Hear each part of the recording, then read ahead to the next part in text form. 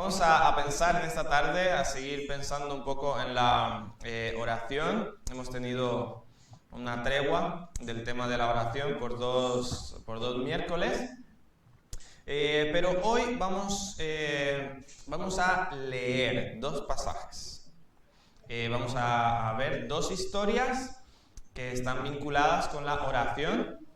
Así que no va a haber punto 1, ni punto 2, ni punto 3. Vamos a ir viendo la oración de dos personas para ver la manera en que oraron en un momento determinado de sus vidas y ver cómo se expresaban de Dios, cómo iban delante de Dios, y que eso nos ayude a nosotros también a sentirnos identificados y animarnos a orar y ver esos elementos que ya hemos hablado en cuanto a la oración, verlo en personas específicas, en momentos específicos, cómo oraban al Señor.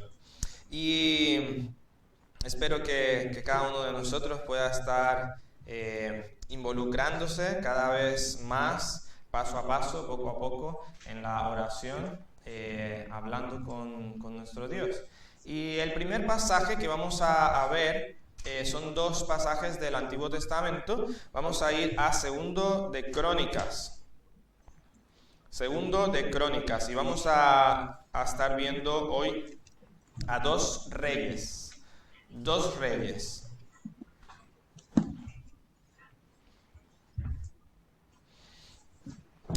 Estos van a ser dos reyes de Judá, del reino de Judá.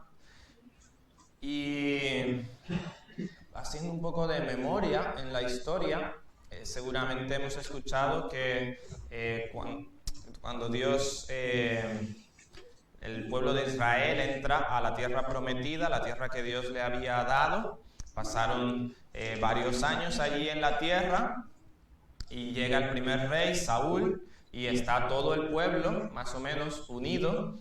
Luego llega Saúl, es quitado por su rebelión, pero llega David, el gran rey de Israel, y el pueblo David, una de las cosas que hace es fortalecer el reino y es una nación. Durante todo ese tiempo se le llamaba Israel, ¿sí? Israel. Luego de David, ¿qué rey viene después de David? Salomón, el hombre más sabio, y vemos que cometió algunas insensateces también, pero fue el hombre más sabio que se ha conocido, por lo menos de su tiempo y seguramente de nuestro tiempo también. Porque la sabiduría no es tanto conocimiento, de adquirir conocimiento y ya está, sino cómo aplicar el conocimiento a nuestra vida, y sobre todo hablando de aplicar la palabra de Dios y el conocimiento de Dios. Ahora, después de Salomón, el hombre más sabio, ¿quién viene? Roboam, que fue un gran necio. Salomón escribe Proverbios a su hijo, y recordaremos en Proverbios constantemente: oye hijo mío, oye hijo mío, oye hijo mío, y viene su hijo y hace un desastre, no es sabio. Y también en parte como consecuencia del pecado de Salomón, Dios había prometido también que el reino se iba a dividir. Entonces el hijo de Salomón pierde. Recordemos que Israel tiene 12 tribus, como decir 12 provincias, 12 comunidades autónomas, por decirlo así, y Roboam pierde las 10 tribus del norte y se queda solamente con 2 y una mitad por allí de otra tribu. Y entonces a partir de allí el norte se llama Israel y el sur se llama Judá. El norte vino el nuevo líder, Jeroboam, y él tuvo una estrategia para que, como el centro de adoración, ¿dónde estaba? El templo, ¿dónde estaba? En Jerusalén, y ahí tenían que adorar. En el sur, eso estaba en Judá. Entonces este nuevo rey del norte dijo: si el año que viene toda la nación tiene que ir a Judá otra vez a adorar a Jehová, pues voy a perder el reino del norte. Se va a unir otra vez la nación. Y entonces, ¿qué hizo? Brillante idea. Puso 2 estatuas, dos toros, 2 ídolos en las 2 fronteras y dijo, este es Jehová. Así, literalmente. Este es Jehová que te sacó de la tierra de Egipto. ¿Y qué dijo el pueblo? Pues adoremos a esto porque esto es Jehová. Y bueno, inmediatamente el norte se embarcó en la idolatría y todos los reyes fueron fatales y fueron los primeros en ser llevados cautivos por Asiria y destruidos por su pecado, por la idolatría. Judá, por su parte, hubo varios reyes también malos, pero en un sentido Judá fue más, vamos a decir, más conservador. Hubo varios reyes que hicieron lo bueno delante de los ojos de Dios, que lucharon contra la idolatría y al final igual fueron llevados cautivos, pero tardaron más porque algunos reyes fueron más fieles. Entonces, los reyes, después de esta larga cronología, vamos a ver a 2 reyes de Judá, porque en el norte no había ninguno que estuviera buscando a Dios. En Judá sí. Y el primero que vamos a ver realmente no es es de los primeros, es más o menos el 3º o 4º rey después de Roboam, el hijo de Salomón, y este es Josafat. Vamos a Segunda de Crónicas, capítulo, su historia empieza en el 17, más o menos. Sí, en el 17 y se extiende por allí hasta el capítulo 20. Y es curioso porque si estás leyendo allí segundo de Crónicas, los reyes malos se habla nada más un poquito de ellos. En la mayoría hay algunos que sí se extiende el relato, pero en la mayoría se dice muy poco porque hicieron lo malo. Pero de los reyes que buscaban a Jehová se abunda un poco más en lo que hicieron. Y Josafat me sorprendió ver algunas cosas que tenía mucho tiempo que no veía y que no le había quizá prestado tanta atención, pero Josafat hizo cosas muy interesantes. Bueno, pero no es el tiempo ahorita de hablar de esa parte. Es que me gusta mucho la historia de Josafat. Pero bueno, vamos a ir hasta capítulo 20. Os invito a leer allí segundo de Crónicas. Josafat, como digo, ha estado luchando, ha estado haciendo lo bueno delante de Dios. Si vamos Vamos a ir al capítulo 17 y veamos esta descripción. Esto es Dios, ¿sí?, que está hablando. Y dice en el capítulo 17, reinó en su lugar Josafat su hijo. Digo que Dios está hablando a través del que está escribiendo. O sea, Dios permite que este testimonio quede aquí escrito. Dice, reinó en su lugar Josafat su hijo, el cual se hizo fuerte contra Israel. Contra Israel es contra sus hermanos del norte, ¿vale? Que se están portando mal. Versículo 2, puso ejércitos en todas las ciudades fortificadas de Judá y colocó gente de guarnición en tierra de Judá y asimismo en las ciudades de Efraín que su padre Asa había tomado. Versículo 3, y Jehová estuvo con Josafat. ¿Por qué? Porque anduvo en los primeros caminos ¿de quién? De David su padre, y no buscó a los Baales. Los Baales eran los ídolos. Versículo 4, sino que buscó al Dios de su padre y anduvo en sus mandamientos y no según las obras de Israel, de sus hermanos. Dice el versículo 5, Jehová por tanto confirmó el reino en su mano y todo Judá dio a Josafat presentes y tuvo riquezas y gloria en abundancia y se animó su corazón en los caminos de Jehová y quitó los lugares altos y las imágenes de acera de en medio de Judá. Ay, hermanos, que nuestro corazón se animara a buscar a Jehová. Y quitáramos tantas cosas, tantos ídolos de nuestros corazones. Seríamos bendecidos por Dios en gran manera. Pero bueno, ese no es el tema de hoy, pero vale la pena tomarlo en cuenta. Ahora, en el desarrollo del reino de Josafat se presenta un enemigo que quiere invadir allí su tierra, y estos son dos pueblos, Moab y Amón, que son más o menos familia de Israel, o son cercanos allí. Moab es de donde vino Ruth, la moabita, ¿sí? Ahora, si vamos al versículo 20 y vamos a leer allí un poco más, entonces, extendido este capítulo. Dice el versículo 1, pasadas estas cosas, capítulo 20, pasadas estas cosas, aconteció que los hijos de Moab y de Amón, y con ellos otros de los amonitas, vinieron contra Josafat a la guerra.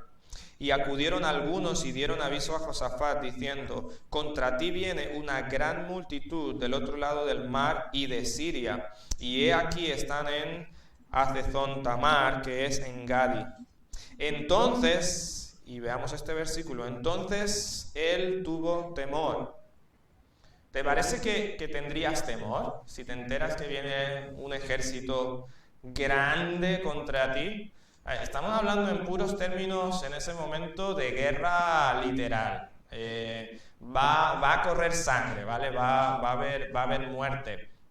Y ellos están allí acorralados, se junta mucha gente, y sería lo más natural. Si Josafat se hubiera echado a reír, yo diría, pues está loco. O sea, es natural y era lo propio también que él tuviera temor.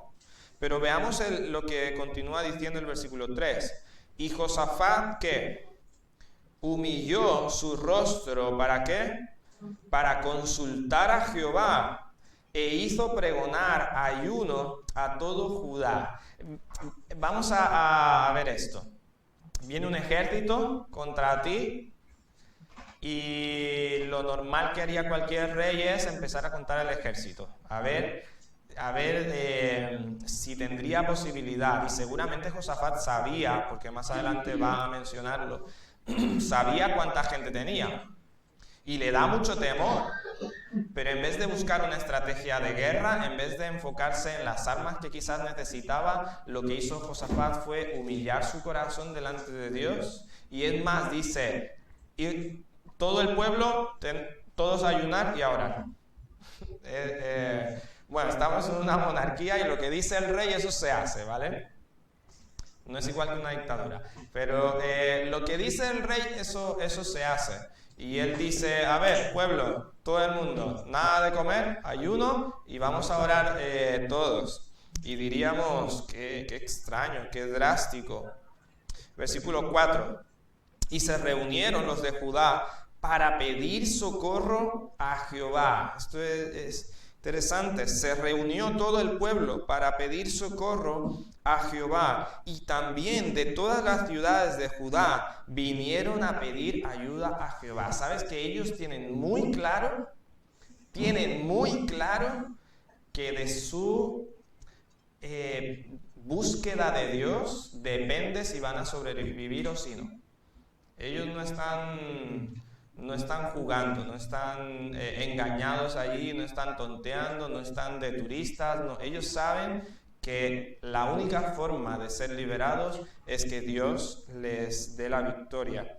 Y ellos se humillan y buscan a Jehová. El rey primero y toda la ciudad. Versículo 5. Entonces Josafat se puso en pie en la asamblea de Judá y de Jerusalén, en la casa de Jehová, delante del atrio nuevo. Y vamos a escuchar esta oración hermosa. Dice, versículo 6, y dijo, Jehová, Dios de nuestros padres, ¿no eres tú Dios en los cielos y tienes dominio sobre todos los reinos de las naciones? ¿No está en tu mano tal fuerza y poder que no hay quien te resista? Dios nuestro, ¿no echaste tú los moradores de esta tierra delante de tu pueblo Israel y la diste a la descendencia de Abraham, tu amigo, para siempre? ¿Qué está haciendo Josafat? Esto es increíble, ¿vale? Porque muchas veces nosotros vamos a la oración y vamos, en un sentido, vamos diciendo, Dios, tú tienes que responderme porque tienes que responderme, o sea, porque yo estoy viniendo a ti a orar y ya está. Y no, o sea, no, sabemos, la Escritura nos dice que Dios nos escucha, si pedimos conforme a su voluntad, Él nos oye y va a responder según su voluntad. Pero no podemos ir con una exigencia así arrogante delante de Dios. Josafat lo que está haciendo es apelando, se dice, apelando a la fidelidad de Dios, a lo que Dios ha hecho antes, cómo Él ha obrado antes. Y Él dice, Dios, aquí estoy delante de estos enemigos y estamos listos para morir, pero ¿no eres tú el Dios que destruyó a todas las naciones? Es interesante esa forma. Y Josafat está reconociendo el poder de Dios, todo lo que Dios ha hecho. Y esto es curioso. Josafat conoce a su Dios. Josafat puede orar así y decir esto porque él conoce a su Dios. Él no está inventándose nada. Me llama mucho la atención cómo usa allí la descendencia de Abraham, tu amigo. Está diciendo, tú dijiste que tú eras amigo de Abraham. Ahora nosotros, los descendientes de tu amigo, necesitamos ayuda. ¿Veis que tiene mucha fuerza lo que está diciendo? No está ahí diciendo palabras ahí al viento. Dice el versículo 8, y ellos han habitado en ella, en la tierra, y te han edificado en ella santuario a tu nombre. Es más, Dios, aquí está tu santuario, está tu casa. Versículo 9, si mal viniere sobre nosotros, o espada de castigo, o pestilencia, o hambre, nos presentaremos delante de esta casa y delante de ti, porque tu nombre está en esta casa, y a causa de nuestras tribulaciones clamaremos a ti, y tú nos oirás y salvarás. Ahora, te pregunto algo. ¿Tú crees que Josafat está ahí en esa mañana y está pensando, ¿qué voy a decir? ¿Qué voy a decir? Está todo el pueblo ahí y está planeando la oración para que salga así bonita? ¿De dónde ha sacado Josafat esas palabras que está diciendo? ¿Alguien sabe?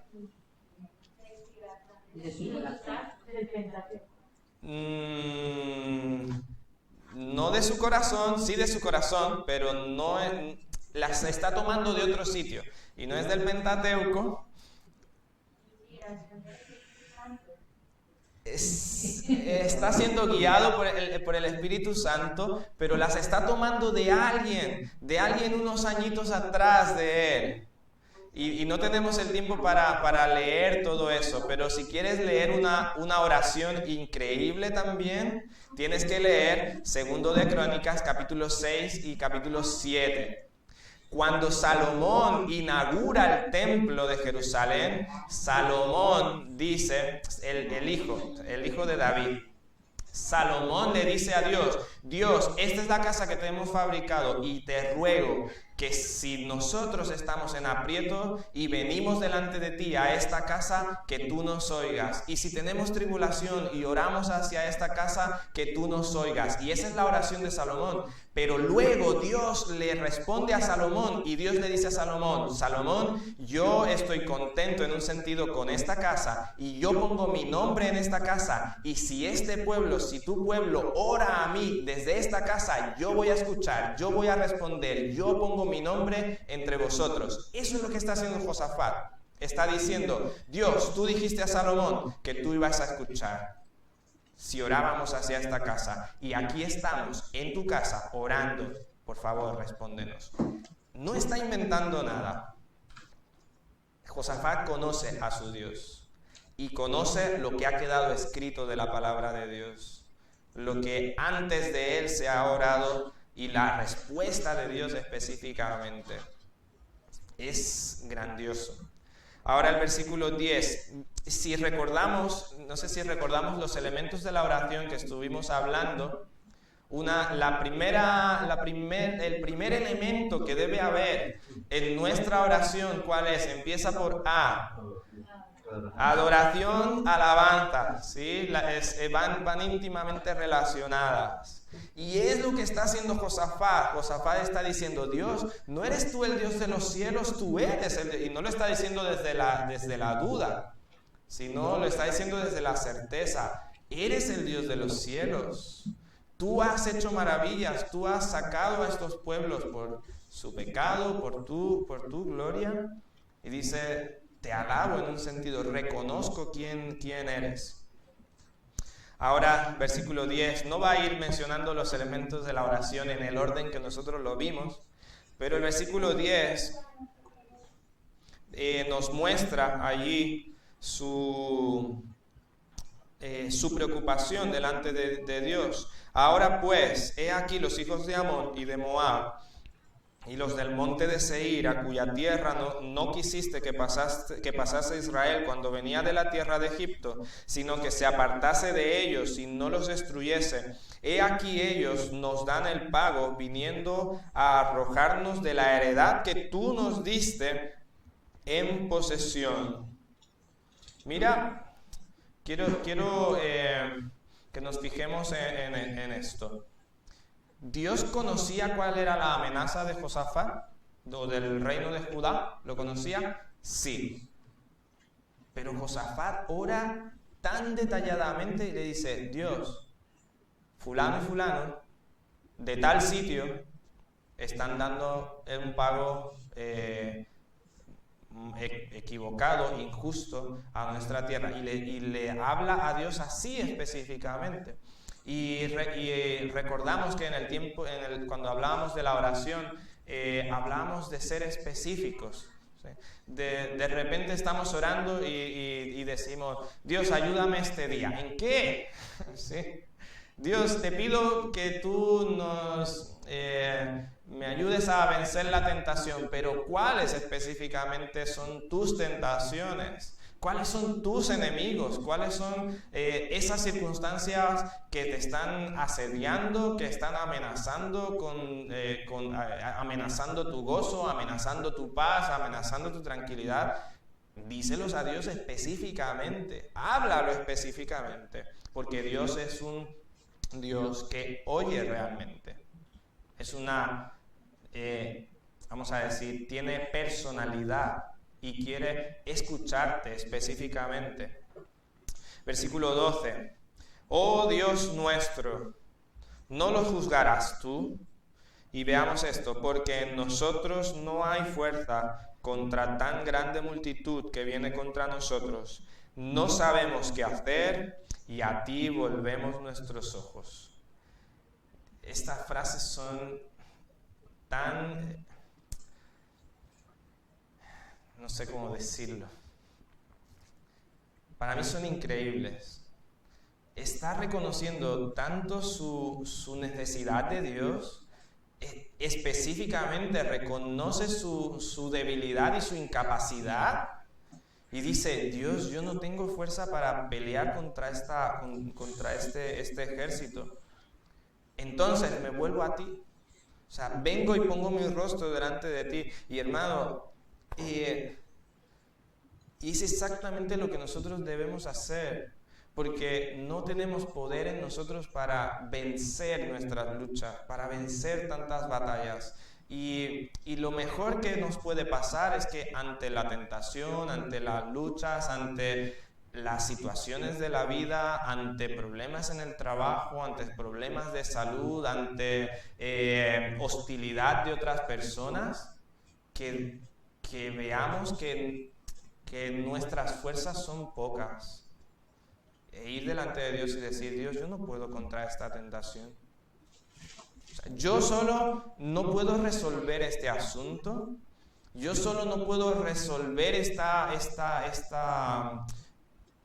situación en mi trabajo, esta situación en mi familia, yo solo no puedo, y vuelvo mi rostro a ti.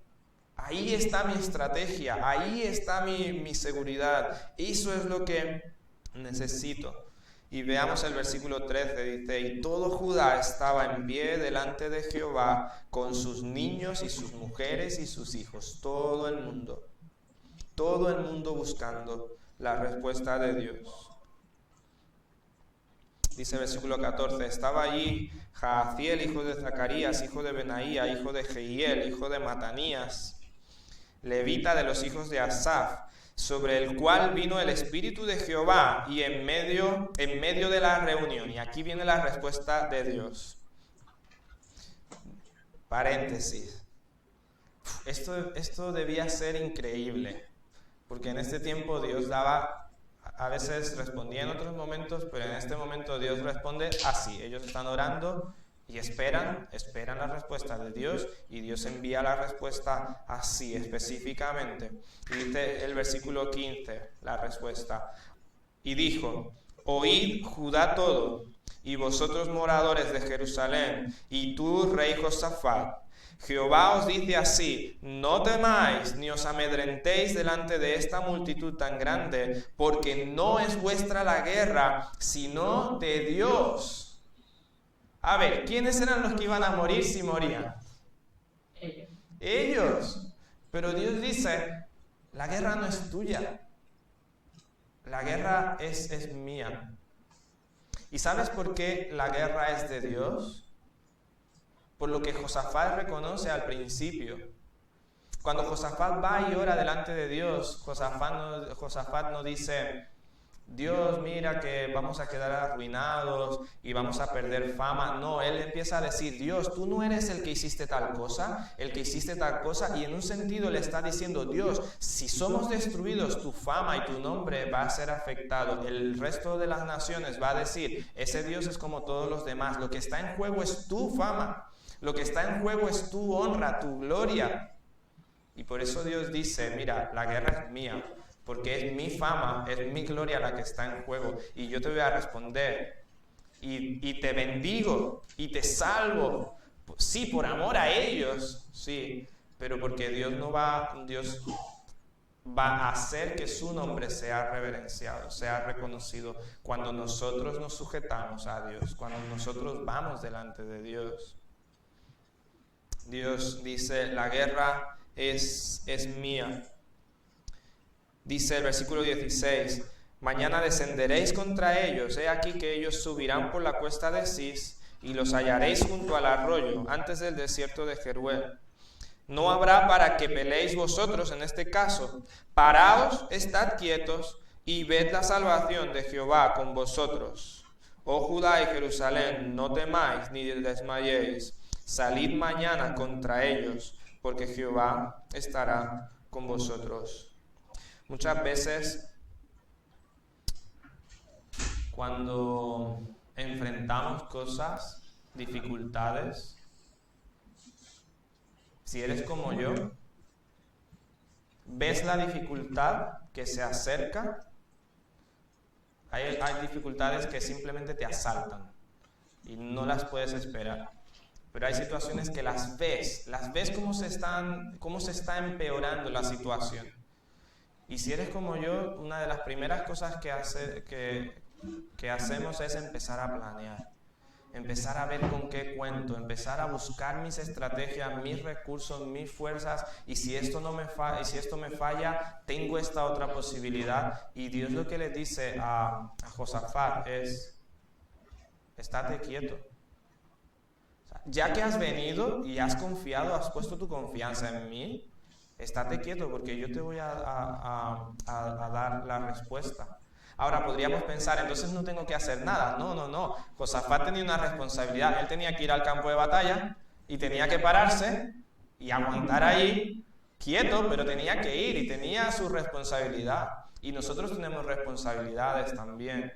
Nosotros tenemos trabajo, cosas que obedecer de la palabra de Dios para ver la salvación de Jehová. Y no lo dije hace un momento, pero tenemos que recordar, hermano, nuestra vida no es nuestra guerra. Nuestras victorias no son nuestras victorias, es el nombre de Dios, es la gloria de Dios, es la fama de Dios. Y cuando yo permito que Dios gane a través de mí, es su gloria. Pero cuando yo no voy a Dios, cuando me rehúso a obedecer a Dios, estoy afectando su gloria ante las demás personas. Pero bueno, dice allí que era la batalla de Dios y ellos podían estar allí tranquilos. Dios había dado la respuesta. Decía mañana, ya mañana les tocaba ir a la guerra. Y esa fue la respuesta de Dios y de hecho ocurrió así. Pero ¿cuál fue la respuesta de Josafat a la respuesta de Dios? Y esto es tan importante porque veamos el versículo 18. Entonces Josafat se inclinó rostro a tierra y asimismo todo Judá y los moradores de Jerusalén se postraron delante de Jehová y adoraron a Jehová. Ellos llegaron delante de Dios, llegaron con su carga, llegaron con su temor, con su dificultad y alabaron a Dios, reconocieron la grandeza de Dios, pusieron su caso delante de Dios específicamente, reconocieron su debilidad, esperaron la respuesta de Dios y Dios responde. Dios dice, te voy a salvar, esto es lo que haré. Y ellos lo que hacen es abundar en adoración. Vuelven a alabar a Dios, se postran delante de Dios, agradeciendo a Dios, adorándole.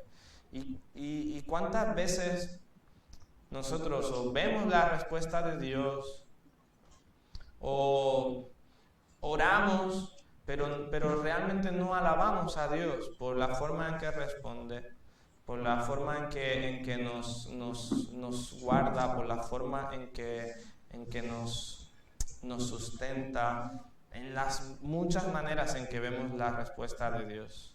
Esa debe ser nuestra actitud. Alabar al Señor desde un principio, pero alabarle también por su respuesta, adorarle porque Él lo merece. Él merece nuestra adoración en todo momento. Y si no nos responde como nosotros esperamos o tarda la respuesta, igual adorarle, alabarle, porque Él es el Dios soberano y Él sabe lo que es mejor para nosotros. Entonces vemos a un hombre que amaba a Dios y como veíamos el domingo, no era perfecto, ¿sí? No era perfecto y Dios no nos está exigiendo a nosotros que seamos perfectos.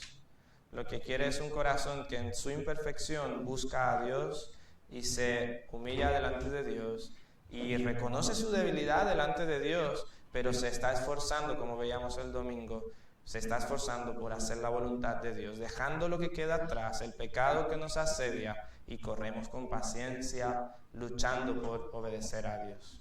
Entonces, si fuéramos perfectos ya no estaríamos aquí en la tierra, pero esa debe ser nuestra meta. ¿Sí? Y vemos un ejemplo de alguien como nosotros, humano como nosotros, pero que estaba buscando a Dios. Así que tú puedes buscar también a Dios por la gracia de Cristo, por la obra de Cristo en tu vida. Así que no nos da tiempo ver el otro ejemplo. Lo vamos a ver el próximo miércoles, Dios mediante. Otro caso espectacular de una persona que ora y que conoce a su Dios y ora de esa manera. Bueno, Juan Carlos, ¿listo para las oraciones, para las peticiones?